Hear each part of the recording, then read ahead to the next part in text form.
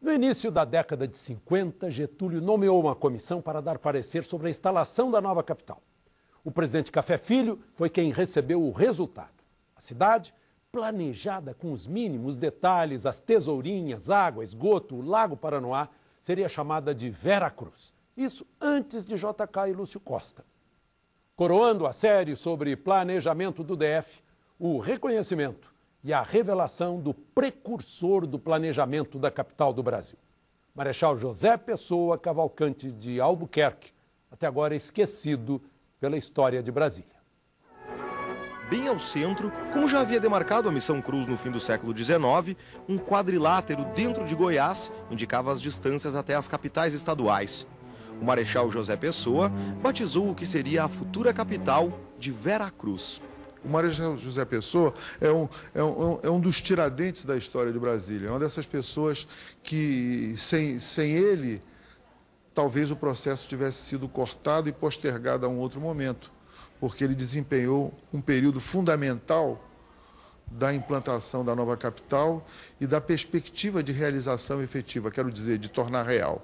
Antes de Lúcio Costa ganhar qualquer concurso, antes mesmo de Oscar Niemeyer desenhar as cúpulas do Congresso Nacional, o Marechal José Pessoa concluiu um estudo minucioso quando Café Filho era o presidente em exercício. O Marechal José Pessoa criou, por exemplo, a rede de esgoto da nova capital. Foi ele quem programou que a água viria do São Bartolomeu e a energia do Rio Corumbá. O Marechal José Pessoa também desenhou rodovias, ferrovias e fez todos os orçamentos. Quando o JK decidiu construir Brasília, os alicerces todos já existiam.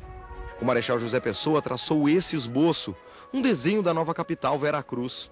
Quadras residenciais alinhadas desse jeito, nos cruzamentos, tesourinhas. No projeto, a cidade é cortada por uma grande via e acaba nessa bifurcação. Ao fundo, para emoldurar a nova capital, o Marechal pensou num lago.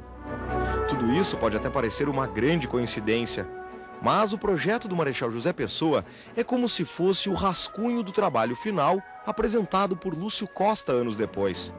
Cláudio Queiroz, arquiteto e professor de projetos da UNB, diz que as influências e as referências dos dois eram parecidas. E isso pode justificar a semelhança dos projetos. De qualquer forma, o Marechal José Pessoa foi apagado dessa história injustamente. Se Brasília não tivesse sido já tombada como patrimônio cultural da humanidade, talvez a gente pudesse fazer o registro imaterial da história que antecede a realização dessa capital. O pioneiro Ernesto Silva participou disso tudo. Ele foi nomeado pelo Marechal Pessoa para ser secretário da comissão da nova capital. Juntos, eles vieram para cá em fevereiro de 1955. Foi a primeira visita ao local, onde depois Juscelino construiria Brasília. Ele era um administrador nato, um homem seríssimo, compreendeu? Respeitado nas Forças Armadas e na classe civil também. E ele prosseguiu ferozmente, pode dizer, porque ele era amante do trabalho. Em março de 1956, o Marechal José Pessoa apresentou sua renúncia ao presidente JK. Ele discordava da pressa em fazer uma cidade cujo planejamento ainda não estava concluído. José Pessoa escreveu: como pensar na venda de lotes se ainda não foi aprovado o projeto urbanístico da cidade?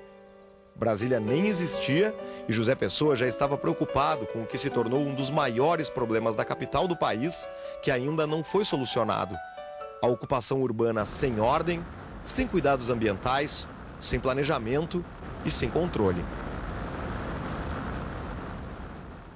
Um talentoso e genial profeta, o Marechal José Pessoa, agora conhecido dos brasilienses.